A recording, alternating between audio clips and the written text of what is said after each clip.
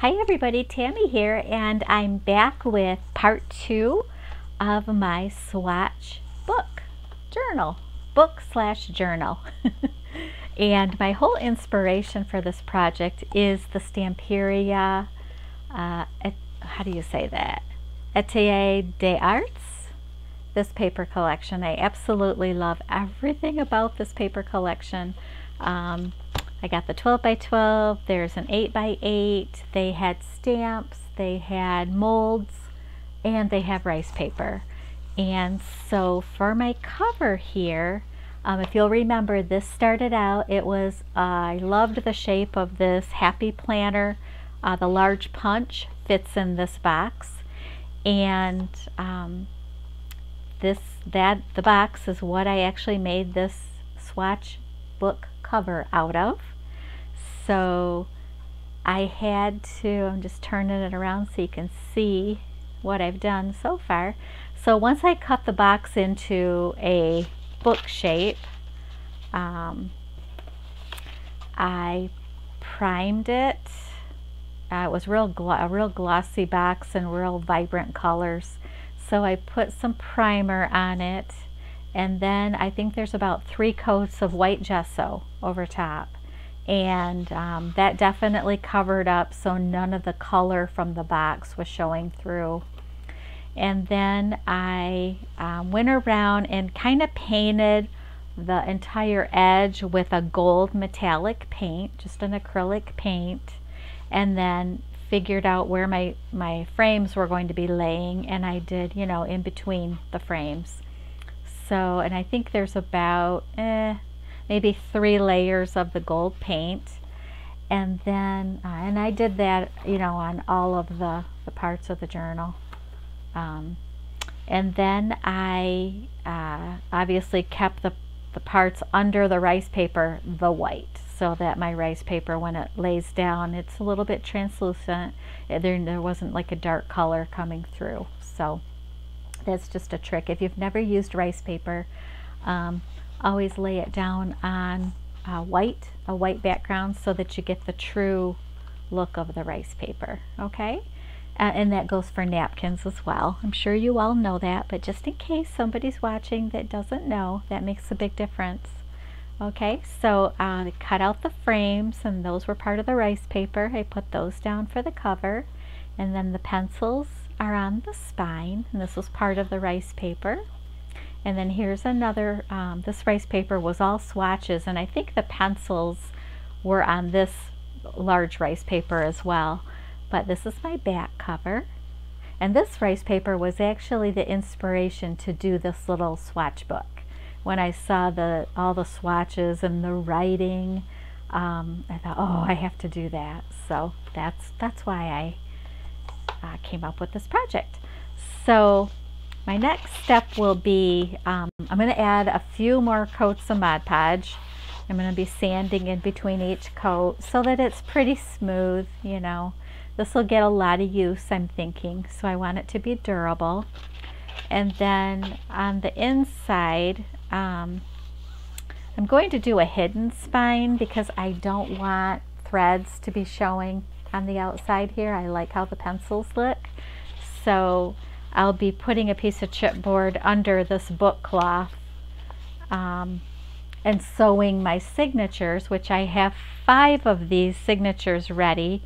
And I just love the tallness and the skinniness that this book is going to be. I just love it. I think it's perfect for swatching. And it won't take up a lot of room on my desk because I'm thinking it's going to be something I'll be going to, you know, if not every few days, at least weekly. So the paper that I used for the signature is some of the Bristol mixed media paper, so it's really heavy duty. You can hear that. And so no matter what kind of product I throw down to swatch, I should be able to use both sides, you know, because it's thick enough and it's specifically made for mixed media. So there's 5 pages in each signature, and I have 5 signatures. The spine, well, the book measures 12.5 inches tall, and the spine is a 2-inch spine. So hopefully my 5 signatures will go in here just perfectly. And the one good thing about this is nothing is going to bulk it up, so I might even be able to do 6 signatures. I'll see what 5 looks like, you know, because it's just going to be product swatches put down, so there won't be tags and tucks and, you know, flips and everything that we normally have in our journal. So each signature will remain pretty flat. So yeah, I'm just thinking here. I don't know if I can do more than 5 or not. Maybe 6. We'll see. But anyways, so this is where I'm at so far. I'm looking at some of the paper from the pad here for my end papers to go inside the front and the back cover. So I'm really liking this, and I'm thinking of just maybe using each end, or I thought to kind of have the front and the back match a little bit better, maybe use, you know, this what would this be considered, 2/3 of the paper, and then use this beautiful strip for something else. So, you know, I'll cut these down to fit on the inside of the front and the back cover. Isn't that pretty? It just has so many details, and this just screams you know, end papers to me. So that's, I'm pretty sure I'm going to be using that to go inside it. But oh, I don't remember if I did I tell you that? Yeah, I told you about the priming, the gessoing, the painting it gold. Just an acrylic metallic gold paint I used, and I like how it's kind of looking textured on the cover. It kind of reminds me of an old oil painting. So yeah, so far I'm happy with what I have going.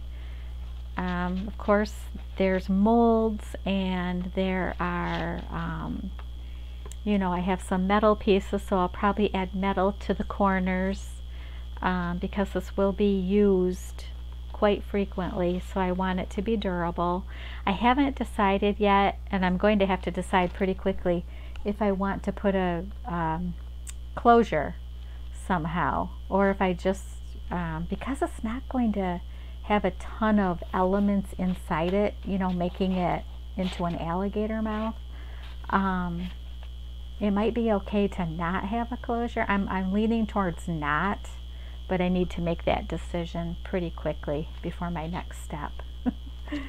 So the third video should be, you'll see it all the signatures sewn in, and the final product, and maybe I'll even have some swatching done in here so that I can share what it's looking like. But it's been a fun project so far. So like I said, I've got a few more coats of Mod Podge to put on the outside cover, and then finish up the inside, and, you know, put the little embellishments that I decide to do, and then it'll be done and ready to use. And you might want to try to make one of these. I know if you are a regular crafty person, I know that you attend the same sales that I attend, which tend to be Maddie and Madison and Mary Seaver and Michelle Girly Girl, and there's Mary Ann with the Happy Paper People, and they all sell amazing things, amazing products, and you don't always have time to run to your craft room and remember where something is to see which colors you have and which ones you want. So that was my motivation for making one of these books, you know, so that I have everything right here. So I know which Stamperia colors I have, you know, of the, gosh, what do they even have? I've been buying the paste, the glimmer paste, and the Finnabair waxes, and Nouveau, you name it. If it's mixed media, I'm totally into that right now. So it's hard to remember which colors you have and which ones you don't have. So doing a little swatch book seemed like the perfect project for me to do. And I wanted to do something for myself that I can use. So for now, this is working. So I want to thank you so much for watching, and look forward to seeing part 3 as soon as I get this all finished. It might take me a few days or maybe a week. We don't know. It just depends on how busy things are around here. So again, thank you so much for watching, and I hope you're creating something today that makes you happy. Until next time, bye-bye.